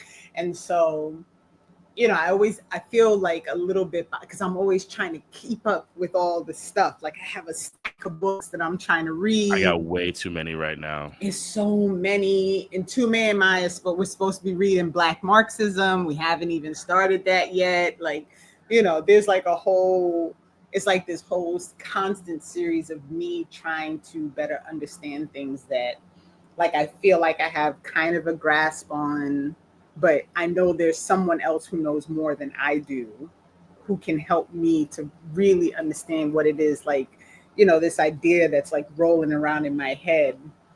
And like, am I on the right track? Am I getting even a little bit? Am I way off? You know what I mean? And so I think the book thing is important. Go ahead and Mtume. Well, kind of to the point of keeping someone like Dwayne on. I mean, what he said about Iran was great.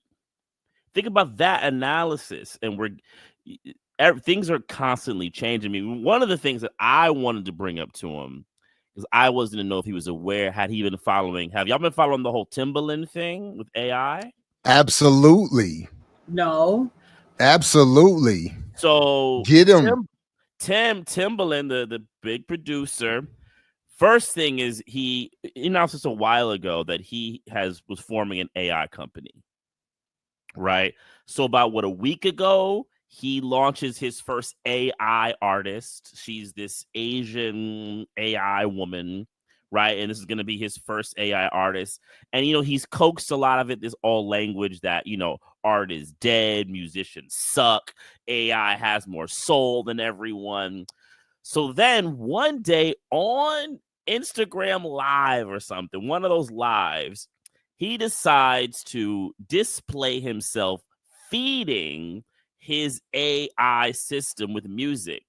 One of the artists he fed was a beat maker that, if you know IG beat making and I follow it, you know this cat. He was feeding his beat into his AI system. Like it was, you know, whatever, right? Yeah, you know, and he put it in there. Everyone caught it on social media, was like, yo, Timbaland is just thieving somebody right now, right? He's literally taking somebody's work and feeding it into his AI system. Timbaland's response was, oh, I'm doing it for his own sake. Ghostface likes the beat. He might hit him up, right? Or he tried to compare it to sampling. I'm like sampling your work. It's kind of in the same lineage, right? Which, if you know anything about sampling, it's a complete obfuscation of one thing to the other, right? But he's in this kind of web, and a lot of people have made content about it, kind of going at Timbaland in many different ways. There's even, but I think it's if I may, it's even, I think, a little worse. Yes, because before that, he had been hosting people on his platform, and with this under the guise of, hey, let me hear your beat and I'll judge it and help you work with it. And then people have been like, and then all of a sudden he's launching his AI, and it's like, are you taking all of our beats? Have you been taking all of our beats to do it? And then on top of that, I would show it if I could do it without crashing. On his Instagram, he has this whole well-produced video using AI where he's saying to people in all of these different forms of animals and shapes and shit, he's saying to people, basically, what you complaining for? You wasn't shit anyway. You can't rhyme. You don't have a catalog. You don't have any good beats. So fuck you. It should be AI taking over, and of course I'm gonna lead the way. He's a complete piece of shit. He's awful. K Fresh is the name of the beat maker. I wanted to highlight him. K Fresh is dope. If you want on IG, if you're into dope beats, check out K Fresh. I've been following him for a few years, and if you know about these these Instagram beat makers. He's one of the cats. But that's like the big point, Jared. He did this like contest, like he's gonna be helping people out. He just did it as a guise to build up his AI library. It's some I mean, shady... it's total capitalist. I mean, but let's call it what it is, though. I mean, he is about as nasty a capitalist expropriator as it gets. And there's no way to obfuscate it. Like, you gotta be straight out. That's what he is. And he's doing to your point about even the black capitalism thing, he's doing the musical equivalent of the black capitalist logic of what you complaining for. Get your money up. There's money out here. And if you can't invest and get a bag, if you can't rhyme and make a beat like me, then I don't know what to tell you. But it's time. I gotta eat.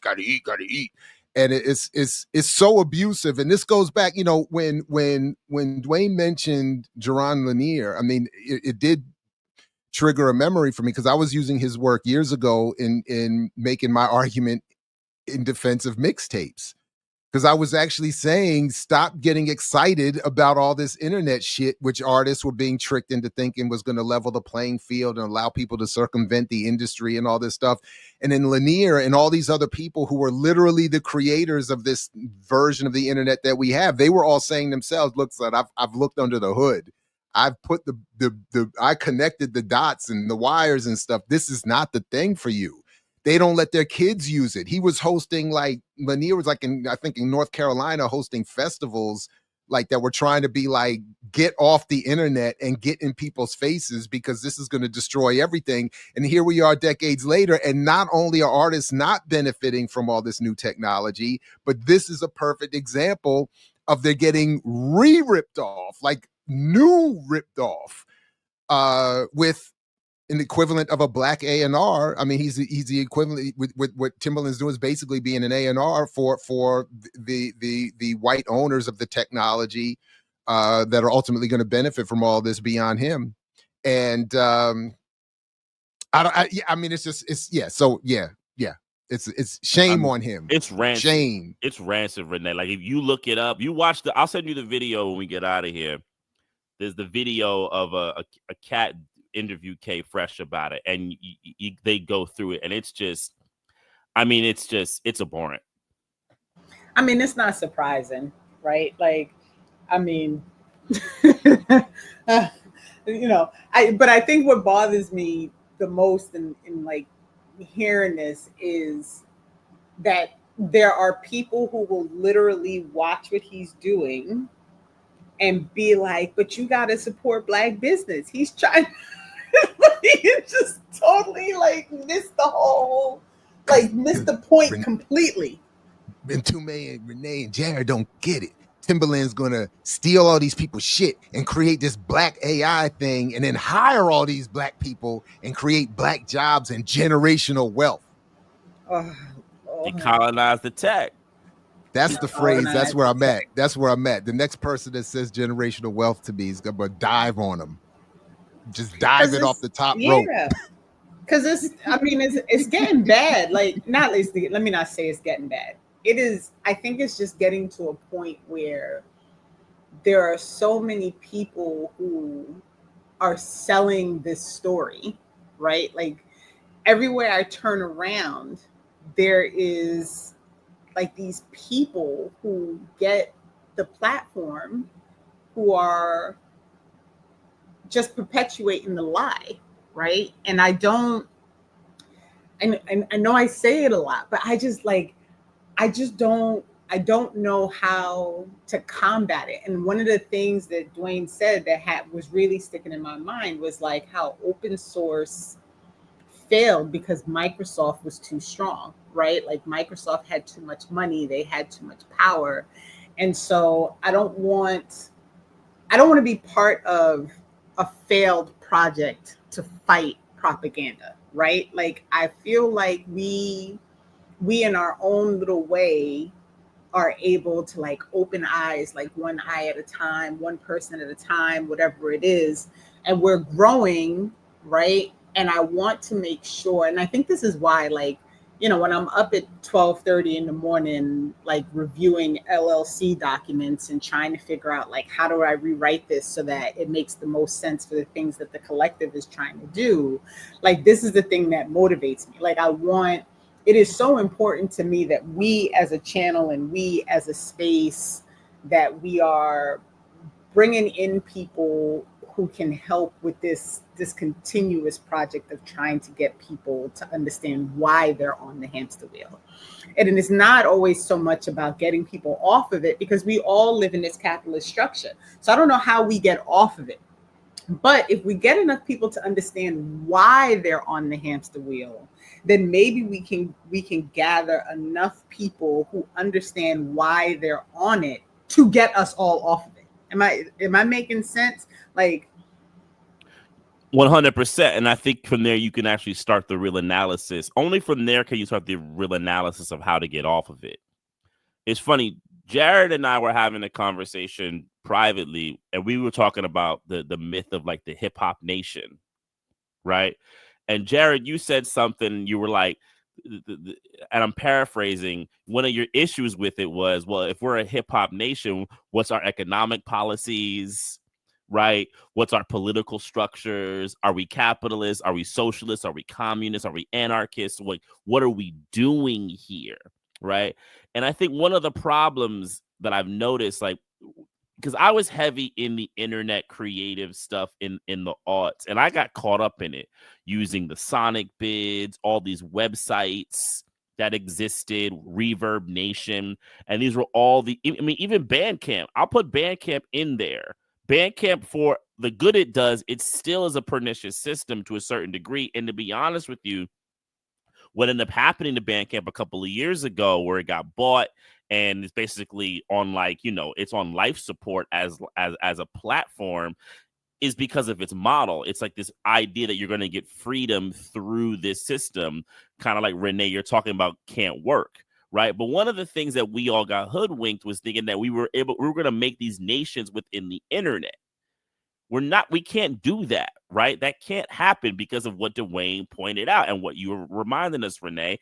They own the servers, right? They own the servers. They own the backbone of it all, right? And if we can't take that, own that, break that down, we'll always will be, honestly, a group that they can just destroy at any moment. I was just reading about Seneca Village the other day, right? And in the city, right, of when they wanted to expand Central Park, so they just kicked all the black folk who had the land out through eminent domain. I'm like, look, if you have your place in the internet, they can always eminent domain you out of the internet if they want. It's just that simple, right? Unless you own the servers. So if we're going to build this thing, we have to do it kind of how, like you were saying, Renee, because that's the only way we'll get to an analysis of something. Right. And I always want to caution people also to not be fooled by the broken clock, right? So there are all these people who exist who every now and again they're right? Like, I joined Remix this morning, and we were talking about the Tucker Carlson interview with Rafael Cruz, who, since Rafael Cruz don't want people to pick who can be called what, I'm not calling him what he wants to go by anymore. He can go fuck himself. He's now Rafael Cruz, right? Like, you use your real name and then you can tell other people what they can go by, right? So anywho, so we were having this whole conversation. She said, "You're not John." I'm just saying, right? Like, I can't refer to myself how I want to, so you can't either, right? And so one of the issues that I have with something like this Tucker Carlson interview is that Tucker Carlson is an asshole, right? He is racist. He is all the things, right? And so he has this interview and everybody wants to look at this like, oh, look at how he called. And I want to remind people that this is also intentional, right? It is intentional that Tucker Carlson would every now and again do something that makes him look like somebody who is calling out capital, who is calling out empire, who is calling out these things, so that you almost at times forget that he's just another asshole who's trying to make money off of his ability to interview people, right? So I always want people to remember, like, this is all built into the system that allows these small pockets of, like, you know, eye-opening experiences, so that you forget that they're all built into the system that is keeping you on the hamster wheel.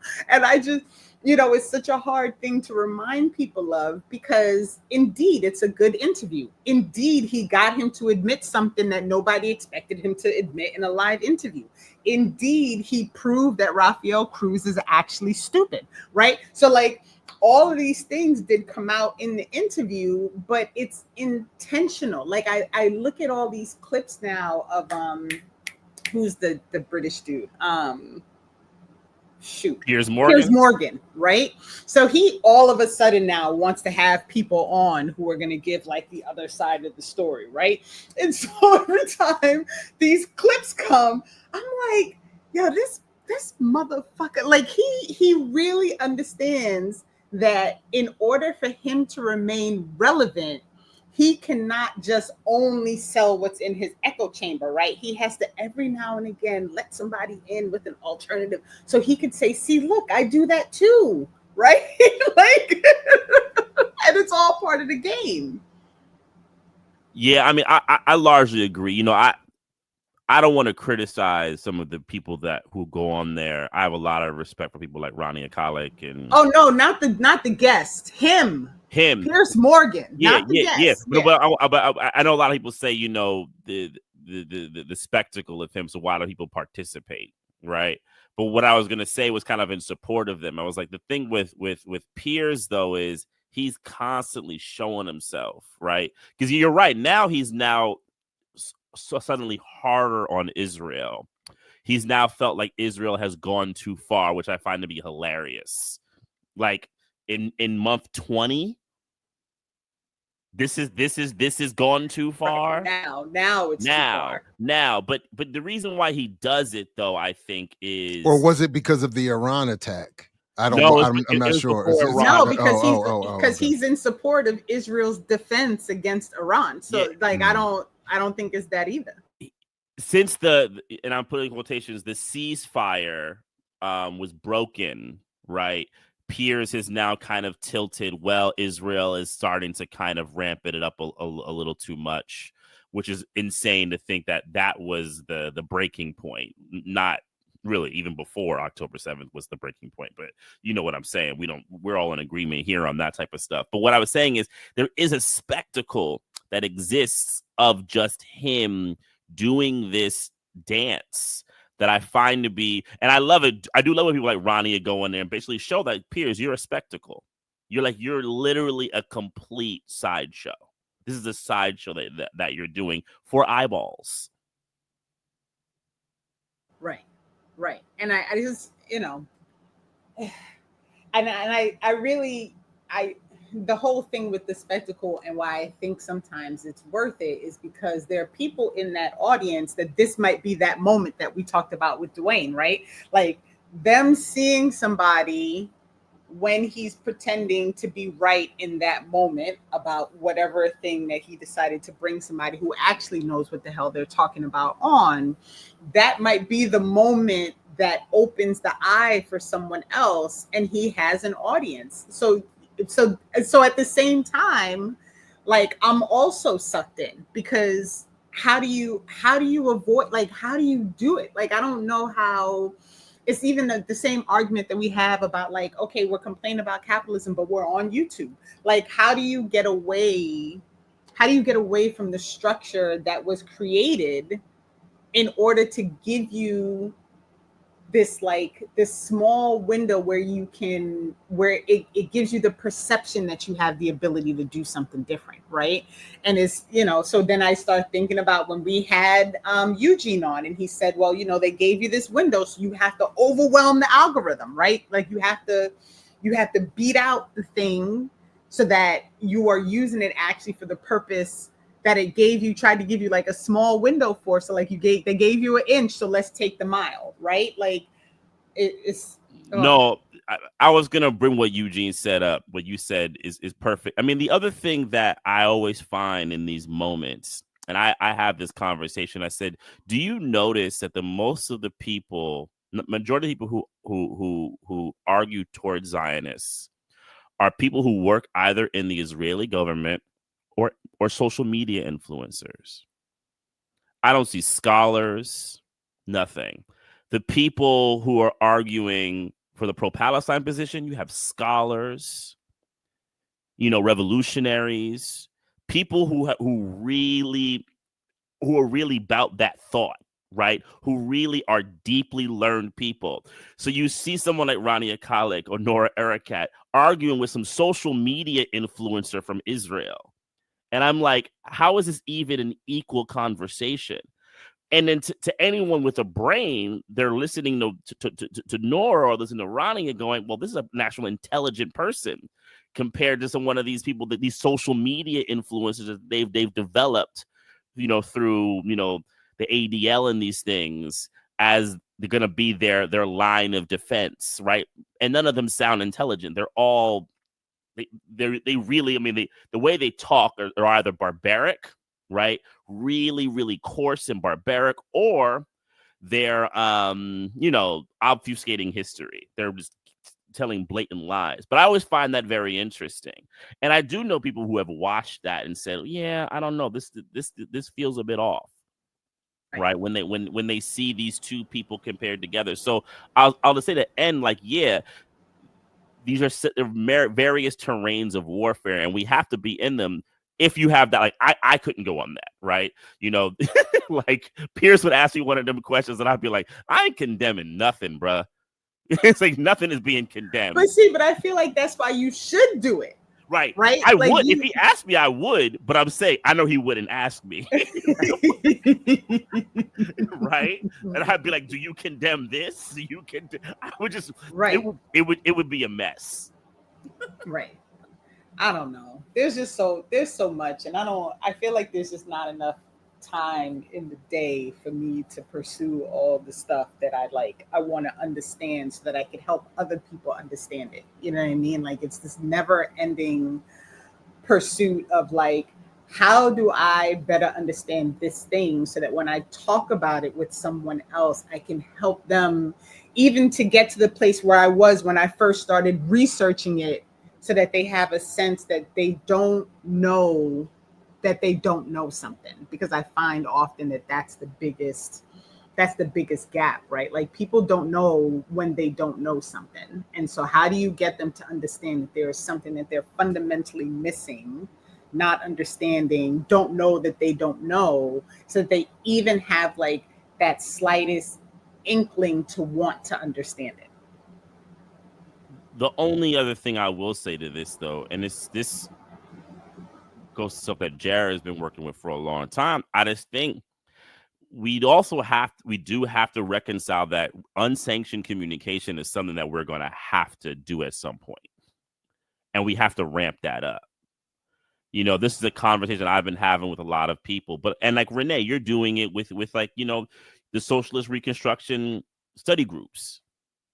I just think we have to ramp them up and make them more constant. Right, these groups, we can't rely on the technology because it could be lights out. And I just think if it does get lights out at some point, are we ready with the alternative? And frankly, we should already be doing them. And that's kind of where my brain is. We have to stay, because this is where the people are. People are on YouTube, they are on Instagram. We have to have a presence, but we also have to be building presence elsewhere at the same time. Not wait till it gets shut down and then we're like, all right, we got to rebuild everything. Right. Well, I mean, we don't have like the same timeline, but I do try to be, not to have Jared in a chair for more than 2 hours, because we can't do that. I don't know Mtume, do you want to tell people, because I don't know if we've ever really highlighted your Patreon, so maybe give a second for my that. Patreon, Mtume Gant, we can maybe send it out. I don't have the link right here. I can send it out maybe put it in the show description. Mm-hmm. I also have, I relaunched my podcast Within Our Gates. We've had some really good guests. Jared, the two Jareds just did one that should be out in a few weeks. Renee's coming on. Jared will be able to be on this when I start doing my Imperial 80s series, and I have to throw y'all movies. Yeah, that's gonna be a wild one. I can't wait for that. That's gonna be great. I can't wait for it. That's gonna be wild. I'm getting the movies together. The Imperial 80s. We're gonna go through. Really, honestly, I have to say, the 80s was high cotton of imperialist propaganda. If you lived in that era and think about the movies you watched. Oh, even man. Some of the stuff you don't even realize. Oh yeah, definitely. It was the highest stage. But yeah, I have some great interviews coming up. Some things that I've done. We cover a lot of movies, also cover a lot of texts. I've been recording a lot of really good stuff up and coming that'll be happening. So follow that. It's on iTunes or Apple Podcasts now it's called, and Spotify and all that type of stuff. Appreciate it. Right on. Absolutely. No, this has been great. This was great. Thank you all for adjusting the schedules to accommodate my being somewhere else. I'm gonna try. I might be able to pull off being in the chat while we're actually on Saturday. We'll see. Yeah, I might be able to. I think I'm in a meeting then, but I don't know how long it's going to go. It might only be an hour, so we'll see if I get the second half of it. No, right on. Big thanks to the both of you, and of course to Dwayne Monroe, to Millennials Are Killing Capitalism, to the entire Black Liberation Media Collective and Cooperative, and of course to the Undefeated Chat. This is, I double checked, this is episode 90. I was wrong. We're at 90. So this is so happy 90. And as always, peace. Only if you're willing to fight for it, like Fred Hampton used to say. And we'll see you next week with more Saturday with Renee.